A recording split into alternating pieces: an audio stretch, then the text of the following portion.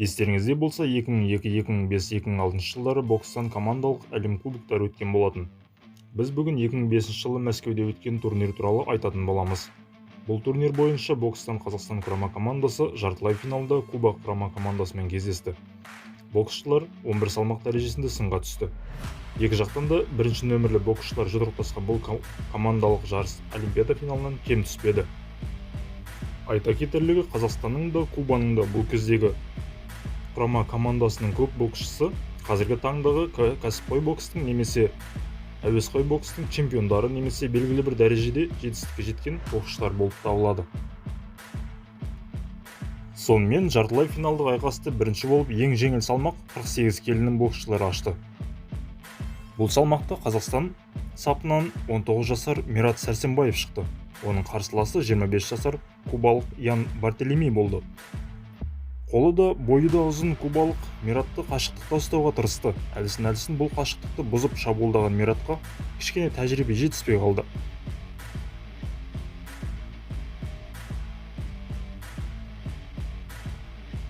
Осылайша қолының ұзындығын жақсы пайдаланған кубалық кездесуде 44-15 есебімен жеңіске жетті.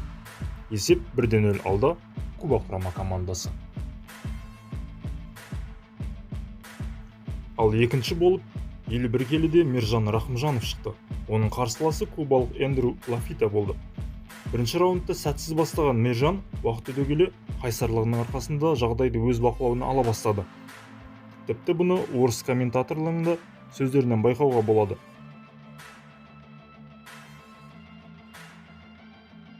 Успеха сегодня, я вижу этого парня большое будущее, именно потому что он нашел себя под огнем.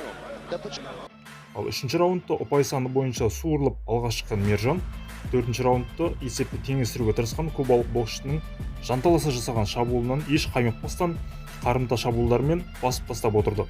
Осылайша кубалық боксшыны 40-28 есебімен жеңген Мержан командалық есепті 1-1-ге жеткізіп теңестірді. 40-28 победил Миран Рахимжанов. Келесі 54 келіде 21 жасар Мұрат Айырмасов шықты. Оның қарсыласы 24 жасар кубалық Гильермо Ригондо болды. Бұл кубалық боксшы жанкүйерлерге жақсы таныс. Екі дүркін Олимпиада чемпионы, екі дүркін әлем чемпионы. Қазір кәсіпқой бокста 2 салмақ дәрежесінде чемпион атанған. Бұл кездесу аса сақтықпен басталды. Бірақ өкінішке орай Мұрат тәжірибелі қарсыласынан айласын асыра алмады. Бұл кездесуде Ригондо 34-7 есебімен жеңіп, Куба командасын 2-1 есебімен алға шығарды. Ал 57 келі салмақта 27 жасар Галиб Жафаров кубалық Иеркос Гамбоамен қолғап түйістірді. Жафаров 2003 жылғы әлем чемпионы және Азия чемпионы. Ал Гамбоа болса 2004 жылы Олимпиада чемпионы. Және кейіннен кәсіпқой бокста бірнеше дүркін чемпион атанған. Кездесуді сәтті бастаған Жафаров өкінішке орай уақыт өте келе кубалық боксшыны ұпай саны бойынша алға жіберіп алды. Дегенмен кездесу өте тартысты болды.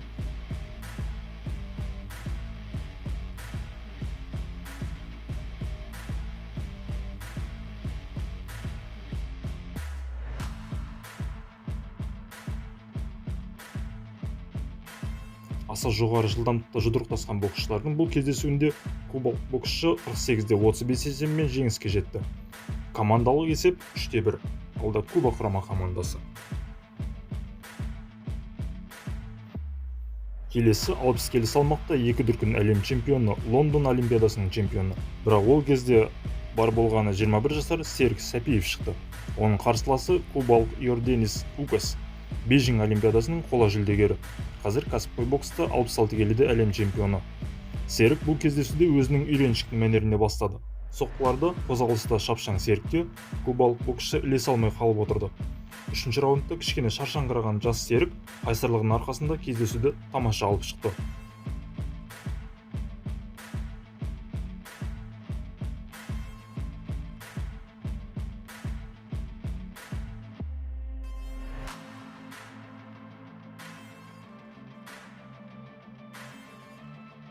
Осылайша 46-35 есебімен жеңіске жеткен Серік Сәпиев командалық есепті 3-2-ге қысқартты. Победил Серік Сәпиев. 64 келі салмақта 22 жасар Қанат Орақбаев шықты. көптеген спартакиадалар мен турнирлердің жеңімпазы қанаттың қарсыласы кубалық Карлос Банто Суарес болды. Кубалық боксшы Пекин Олимпиадасының күміс жүлдегері. Кездесу ринг ортасында басталды. Кубалық боксшыны ринг ортасында кішкене жұдырықтап алған қанат бұдан кейін екінші нөмірде жұдырықтасу мәнеріне ауысты.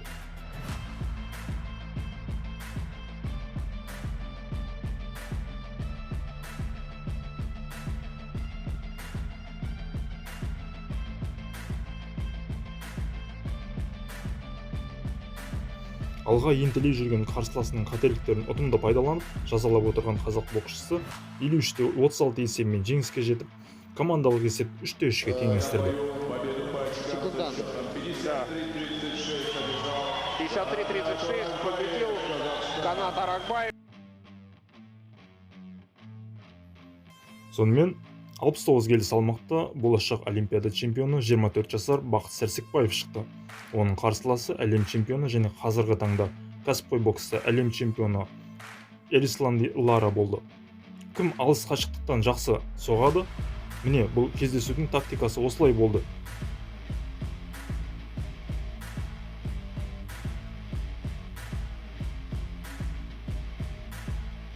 Өкінішке орай, Бейжің Олимпиадасында формасына әлі келмеді ме екен? Бақыт бұл кездесуді 39-да 22 есебімен жеңіліп қалды. Кубалықтар тағы да алды, есеп 4-3. Келесі 75 келіде әлем чемпионы Олимпиаданың күміс жүлдегері Геннадий Головкин шықты. Ол кезде 23 жастағы болатын. Оның қарсыласы кубалық Йорданис Эспейн әлем чемпионатының 2 дүркін қола жүлдегері. Қашанда өзіне сенімді салмақты Геннадий кездесуді асықпай бастады. Ұпай саны әр раундта тең болып отырғанмен, кубалық боксшысы келе-келе сабырсыздана бастады. Тіпті Генаның желкесінен де ұрып жіберді.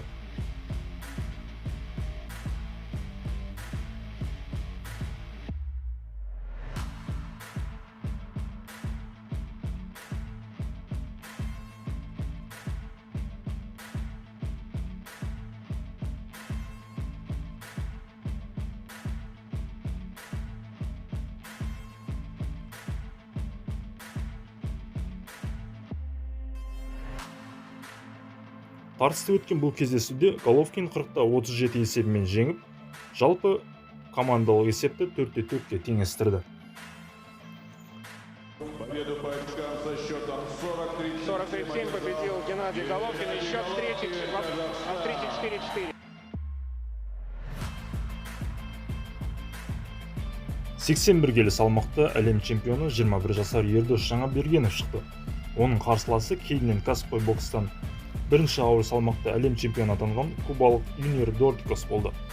Ердостан әлдеқайда ұзын кубалық қарсыласын қашықтықта ұстауға тырысып бақты әрине. Дегенмен Ердос қашықтықты контратакамен тиімді қысқартып отырды.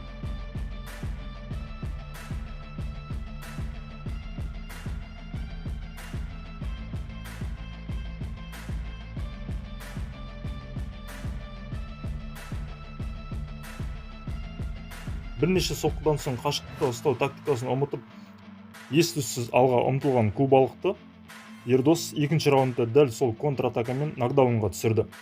Нокдауннан соң кубалық боксшының әлі толық өзіне келмегенін байқаған төреші кездесуді тоқтатуға мәжбүр болды.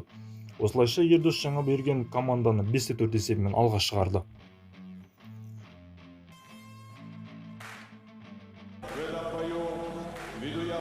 Итак, победил Ердос Жаңабергенов. Счет по...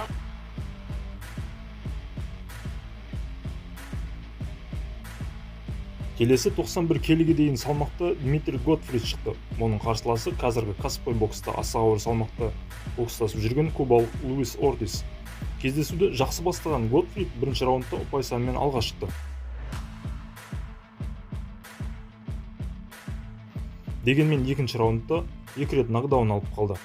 Айта кетерлігі, Луис Ортис қазіргі кәсіпқой бокстағы соққысы ауыр нокаутерлердің бірі саналады.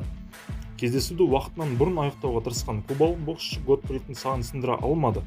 Дегенмен 34-13 есебімен жеңіске жеткен кубалық есепті 5-5-ке теңестірді.